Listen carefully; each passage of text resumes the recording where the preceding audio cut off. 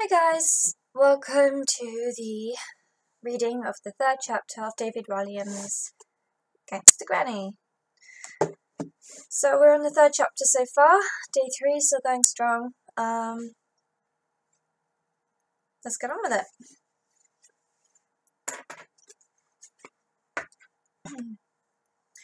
Chapter 3, Plumbing Weekly. I can't find Plumbing Weekly, Raj, said Ben. It was the next Friday, and the boy had been scouring the magazine shelves of the local newsagent shop. He couldn't find his favourite publication anywhere. The magazine was aimed at professional plumbers, and Ben was beguiled by pages and pages of pipes, taps, cisterns, ballcocks, boilers, tanks, and drains. Plumbing Weekly was the only thing he enjoyed reading, mainly because it was crammed full of pictures and diagrams. Ever since he had been old enough to hold things, Ben had loved plumbing. When other children were playing with ducks in the bath, Ben had asked his parents for bits of pipe and made complicated water channeling systems. If a tap broke in the house, he fixed it. If a toilet was blocked, Ben wasn't disgusted, he was ecstatic. Ben's parents didn't approve of him wanting to be a plumber, though. They wanted him to be rich and famous, and to their knowledge, there has never been a rich and famous plumber. Ben was as good with his hands as he was rubbish at reading, and was absolutely fascinated when a plumber came around to fix a leak. He would watch in awe as a junior doctor might watch a great surgeon at work in an operating theatre. But he always felt like a disappointment to his mum and dad. They desperately wanted him to fulfill the ambition they had never managed, to become a professional ballroom dancer. Ben's mum and dad had discovered their love of ballroom dancing too late to become champions themselves, and to be honest, they seemed to prefer sitting on their bums watching it on TV to actually taking part.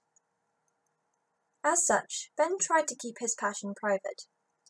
To avoid hurting his mum and dad's feelings, he stashed his copies of Plumbing Weekly under his bed, and he had made an arrangement with Raj so that every week the newsagent would keep the plumbing magazine aside for him. Now, though, he couldn't find it anywhere. Ben had searched for the magazine behind Kerrang and Heat, and had even looked underneath the lady. Not an actual lady, I mean the magazine called The Lady. All to no avail. Raj's store was madly messy, but people came from miles away to shop there, as he always brought a smile to their faces. Raj was halfway up a stepladder, putting up Christmas decorations. Well, I say Christmas decorations.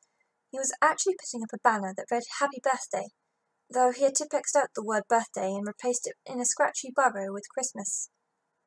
Raj carefully stepped down the ladder to help Ben with his search. Your Plumbing Weekly. Let me think. Have you looked inside the toffee bonbons?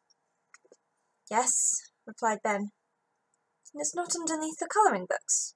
No. And have you checked behind the penny chews? Yes. Well, this is very mysterious. I know I ordered one in for you, young Ben. Very mysterious. Raj was speaking extremely slowly, in that way that people do when they are thinking. I am so sorry, Ben. I know you love it, but I don't have a clue where it is. I do have a special offer on cornettos. It's November, Raj. It's freezing outside, said Ben. Who would want to eat a cornetto now? Everyone, when they hear my special offer. Wait until you hear this. Buy 23 cornettos, get one free.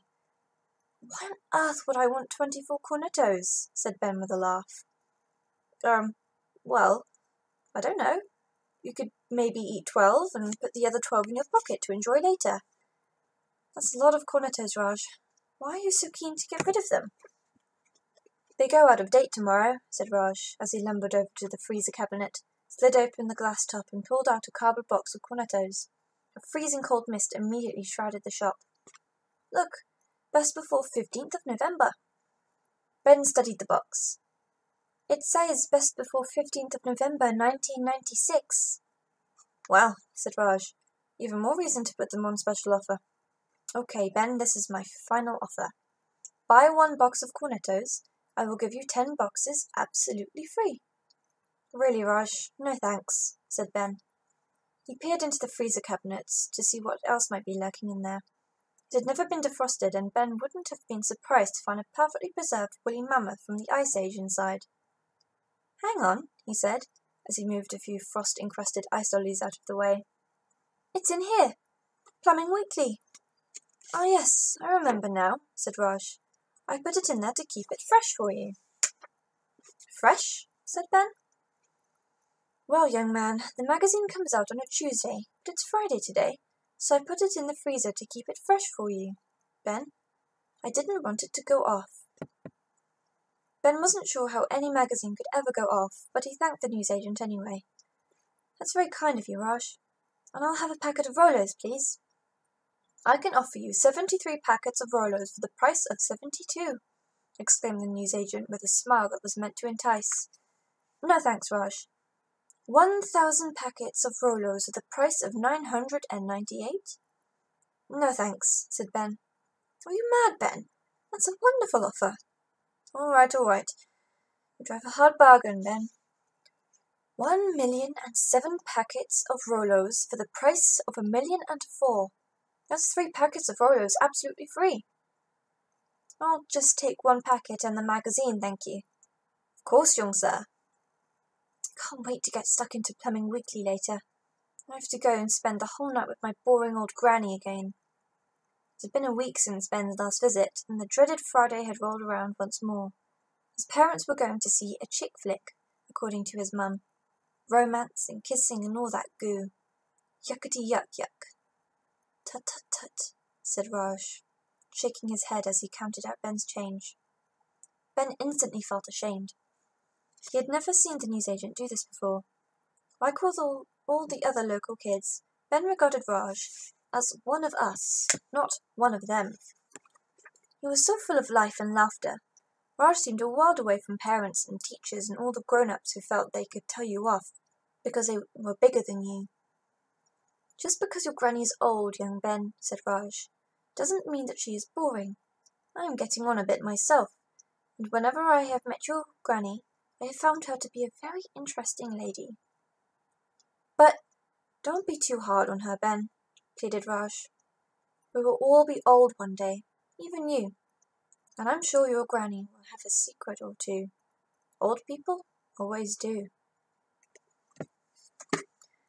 And that is yet another chapter finished.